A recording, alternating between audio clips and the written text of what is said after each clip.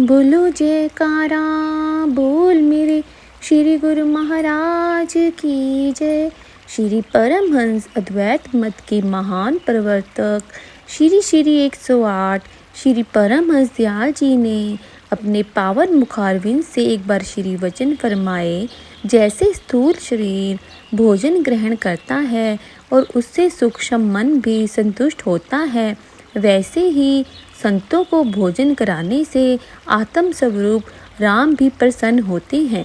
उन्होंने वचन फरमाए, एक दिन एक व्यक्ति जो एक धोबी था को कुछ लोग पकड़कर हजरत ईसा के पास लाए और उनसे शिकायत की कि हुजूर, इसने सब लोगों को बहुत व्यथित कर रखा है, सबको बहुत दुख देता है। लोगों की उस व्यथा को सुनकर हजरत की जुबान से निकला कि यह तो आज शाम तक का मेहमान है। अब धोबी अपने घर आया और कपड़े धोने घाट पर चला गया। दोपहर को उसकी लड़की उसके लिए खाना लाई। धोबी जब खाना खाने लगा तभी एक भूखा फकीर वहां आ पहुंचा। उसने धोबी से रोटी की मांग की। धोबी ने फकीर को एक रोटी तुरंत दे दी। रोटी खाकर फकीर बोला कि तेरा भला हो।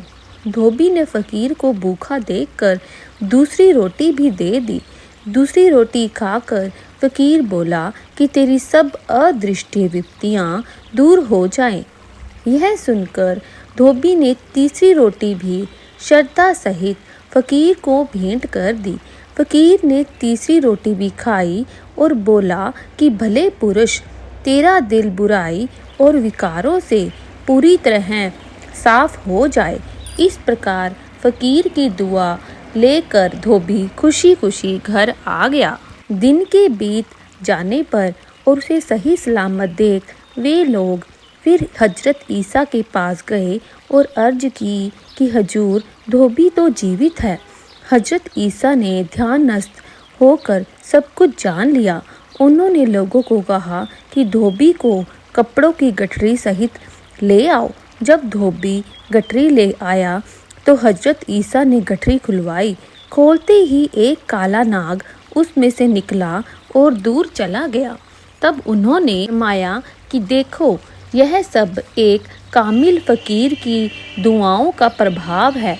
जब हमारी जुबान से ये शब्द निकले थे, उस समय इस सांप को इस धोबी को काटने का हुक्म हुआ था, लेकिन एक फकीर को इसने बड़े भाव से सेवा की और फकीर ने दुआ दी। तब इस सांप का मुख भी बंद हो गया। इस प्रकार एक साधु की दया से धोबी मौत से बच गया। अब आप कुछ चिंता ना करें, क्योंकि साधु की दुआ से इसका मन भी साफ हो गया है। अब यह किसी को कष्ट नहीं देगा। इस प्रसंग से यह प्रकट होता है कि वर्तमान में बहुत उत्तम व श्रेष्ठ कर्म करने से अतीत के बुरे कर्मों का प्रभाव कम हो जाता है और आगे कल्याण के लिए भी राह मिलती है। यह शिक्षा मिलती है कि अपना कल्याण चाहने वालों को सत्संग में पहुंचकर अपने कर्मों को श्रेष्ठ बनाना चाहिए। बिना सत्संग के मन को श्रेष्ठ कर्मों में लगाना भी अति कठिन है। परम संत कबीर साहिब जी उपदेश करते हैं कि जहाँ सतगुरु का सत्संग प्राप्त हो वहाँ चले जाओ और वहाँ से भक्ति भाव का उपदेश प्राप्त करो।